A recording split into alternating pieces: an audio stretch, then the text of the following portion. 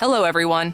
I'd like to share a few quick thoughts on a rather interesting pixel art action RPG, Drova Forsaken Kin.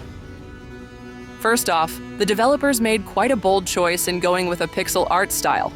Whether that's a plus or a minus depends on your taste, but it definitely helps the game stand out and will surely appeal to a certain group of players. The strongest part of the game is its exploration and character progression.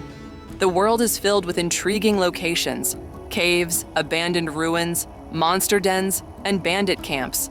You constantly get that satisfying rush of discovery, finding new loot, uncovering secrets, and collecting rare resources. Your character starts out extremely weak, an easy target for nearly any enemy. Over time, though, you grow from a hunted victim into a hunter capable of facing anyone. After proving yourself and completing several quests, you can join one of two factions, gaining access to new skill trainers and faction armor. There are plenty of quests, and they're generally simple, clear, and engaging. The game doesn't hold your hand with markers or waypoints, but quest descriptions in the journal are usually good enough to guide you, so you rarely get lost. Completing quests and defeating enemies grants experience points, which can be spent with trainers to increase 3 core attributes, unlock new abilities, or improve weapon mastery. Alongside magic, there are 6 weapon types in total, 4 melee and 2 ranged. All these systems work well together, pushing you to explore, grow stronger, and move the story forward.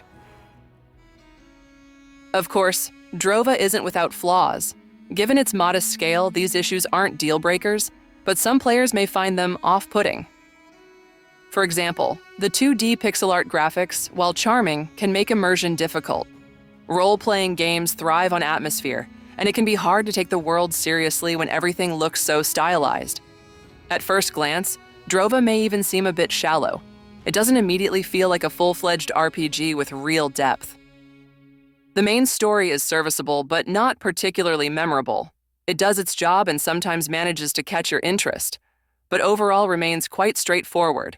You can reach the finale through different paths, depending on which faction you join, though this choice only slightly changes the story's details. There are several endings that don't differ much from one another. Among them is a true ending that becomes available if you complete most of the game's content. While there are many quests, their distribution is uneven. It's normal for side quests to thin out as tension builds toward the finale, but in Drova, almost no new side content appears in later chapters. The second half of the game starts to feel repetitive and a bit tiring. Character progression also lacks flexibility. There are only 2 or 3 viable build paths. Playing a pure warrior works fine, but going full mage is difficult. You'll find a few spells early on, but the strong ones only become available much later. As a result, most players will end up with a hybrid build, part mage, part warrior. There aren't many abilities overall, so experimenting with different combinations is limited. Combat happens in real time and feels dynamic, though a bit clunky. Not everyone will enjoy the focus meter mechanic during fights, and pixel art visuals sometimes make it tricky to dodge enemy attacks precisely. Still, the overall pacing and feedback feel satisfying. The game also includes crafting, cooking, and alchemy. Cooking and alchemy are genuinely useful, but crafting feels underdeveloped. While you can make some handy items, the best weapons and armor are usually found elsewhere. All in all, Drova Forsaken Kin turned out to be a solid, if modest, experience.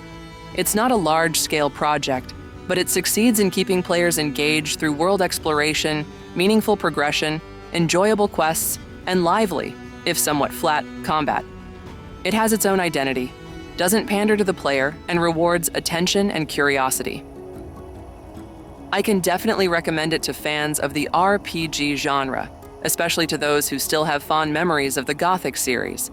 This game clearly draws inspiration from Gothic, capturing some of its atmosphere and design philosophy while adapting it to a more compact pixel art format. That's all from me. Don't forget to subscribe. Thank you for watching. Play good games, stay healthy, and may peaceful skies always be above your head.